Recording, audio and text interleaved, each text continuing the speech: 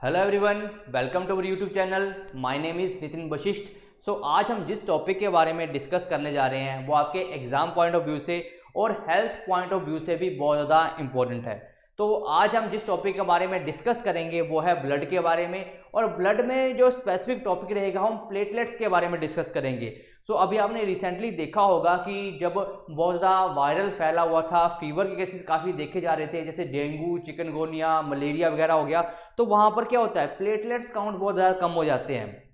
आज हम डिस्कस करेंगे प्लेटलेट्स के बारे में ही, स्पेसिफिकली प्लेटलेट्स के बारे में, और ब्लड से कौन कौन सी कमी से, अगर ब्लड की कमी हो जाए बॉडी में तो कौन कौन सी बीमारियां हो सकती हैं, उनके बारे में आज हम मेनली डिस्कस करेंगे।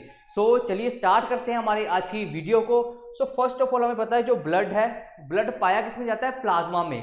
प्लाज्मा क्या है, एक लिक्विड मीडियम है जो ब्लड के पार्टिकल्स को मूव करवाने के लिए, जैसे रेड ब्लड सेल्स हो गया, व्हाइट ब्लड सेल्स हो गया, प्लेटलेट्स हो गया, उनको मूव करने के लिए एक मीडियम प्रोवाइड करता है। अगर बात करी जाए ब्लड की कंपोजिशन की, ब्लड में देखिए क्या रहता है, 55% के अराउंड हमारा प्लाज्मा होता है, 45% के अराउंड हमारे रेड ब्लड सेल्स होते हैं, जबकि 1% से भी कम अमाउंट में WBC और प्लेटलेट्स पाए जाते हैं।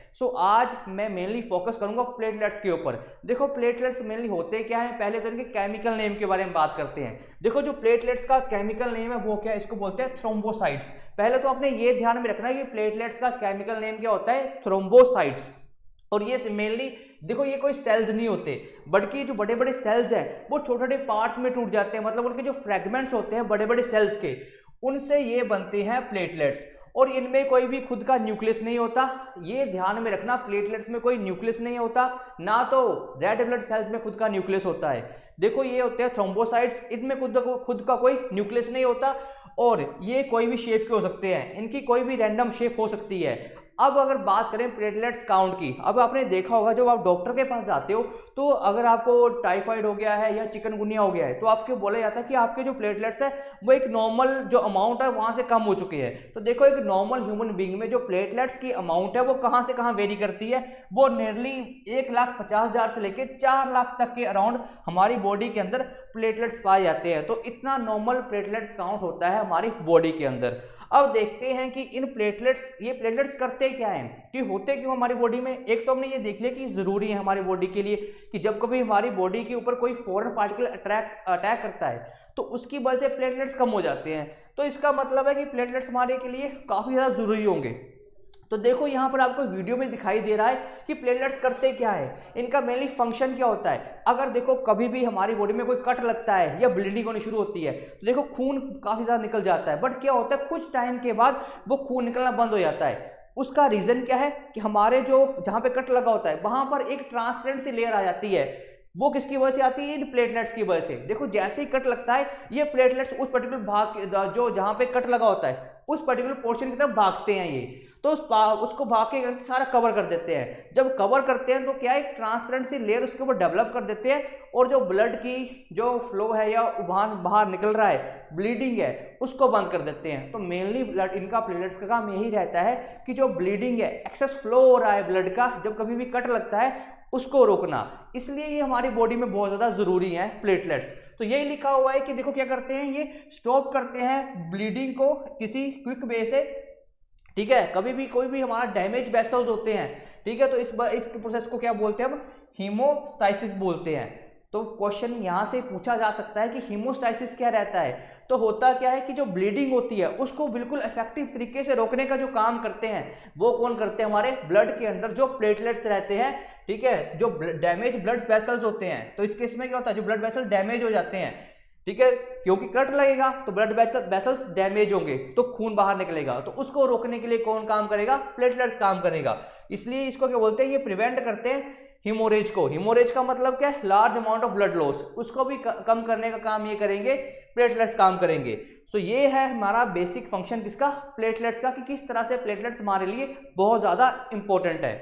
अब आगे देखते हैं कि कौन कौन से डिसऑर्डर होते हैं ब्लड की कमी से। देखो ब्लड की कमी से सबसे पहले आपको एक डिसऑर्डर तो पता है कि क्या हो सकता है, एनीमिया हो सकता है। कि क्या रहता है कि ब्लड खून की कमी से हमारी बॉडी में क्या अंदर होगा, रेड ब्लड सेल्स की डेफिशिएंसी हो जाएगी, आरबीसी कम हो जाएंगे, तो उसकी वजह से क्या हो जाएगा, एनीमिया हो जाएगा। दूसरा क्या है, अब इसके सिम्टम्स क्या होते हैं, आपकी ऑक्सीजन कैरिंग कैपेसिटी कम हो जाएगी, ठीक है, जो ब्लड की ऑक्सीजन कैरिंग कैपेसिटी है वो कम हो जाएगी। और बहुत ज़्यादा इजीली थक जाओगे, ठीक है। और क्या हो जाएगा, आपको पेलनेस मतलब जो मुंह का रंग है वो थोड़ा सा पीला पड़ जाएगा। तो ये सारे सिम्टम्स रहते हैं। और वहां से जो एटीपी की फॉर्मेशन है, ठीक है, उसकी प्रोडक्शन बहुत ज़्यादा कम हो जाएगी, ठीक है। होता क्या है, क्योंकि एटीपी क्या होते हैं, एडिनोसिन ट्राइफॉस्फेट, ये हमारी बॉडी में एनर्जी प्रोवाइड करने का काम करते हैं। तो होगा क्या, अगर लैक हो जाएगा ऑक्सीजन का तो एटीपी की प्रोडक्शन भी कम हो जाएगी। तो ये पहला डिसऑर्डर होता है एनीमिया, और उसके सिम्टम्स रहते हैं ये वाले। अगले की बात करते हैं, उसको बोलते हैं ल्यूकीमिया। देखो ल्यूकीमिया क्या रहता है कि जब हमारी बॉडी में जो व्हाइट ब्लड सेल्स हैं वो बहुत ज़्यादा अनकंट्रोल तरीके से बनना शुरू हो जाए, ठीक है। अगर हमारी बॉडी में बहुत ज़्यादा व्हाइट ब्लड सेल बन जाएंगे तो वो भी हमारी बॉडी के लिए क्या है, हार्मफुल है।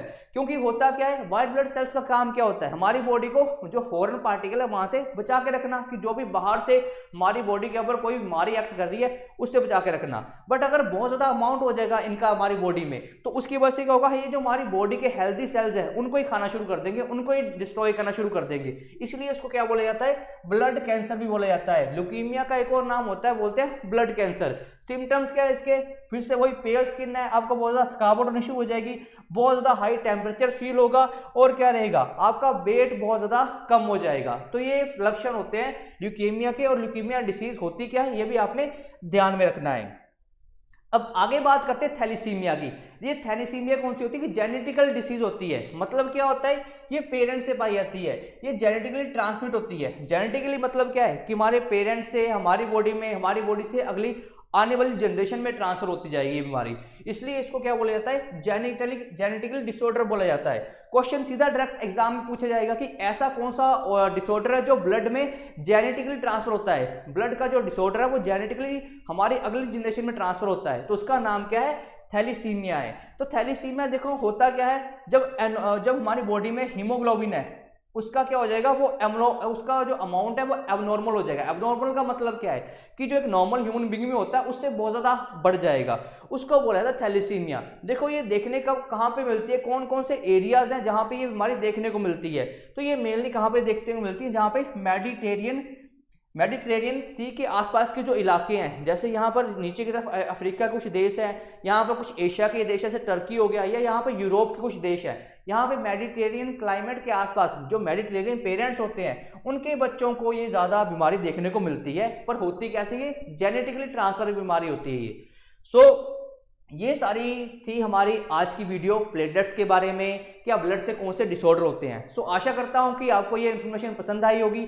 अगर पसंद आई तो लाइक करें, शेयर करें एंड सब्सक्राइब करें। देखो ज़्यादा से ज़्यादा आप इस वीडियो को शेयर करोगे तो क्या रहेगा कि ज़्यादा अवेयरनेस फैलेगी, कौन कौन सी कमियां ब्लड की, अगर ब्लड कम हो जाए तो कौन कौन सी सिम्टम्स बॉडी में हो सकते हैं। आशा करता हूँ आपको वीडियो पसंद आई होगी। मिलते हैं किसी ऐसी बढ़िया वीडियो में। Till then, thank you.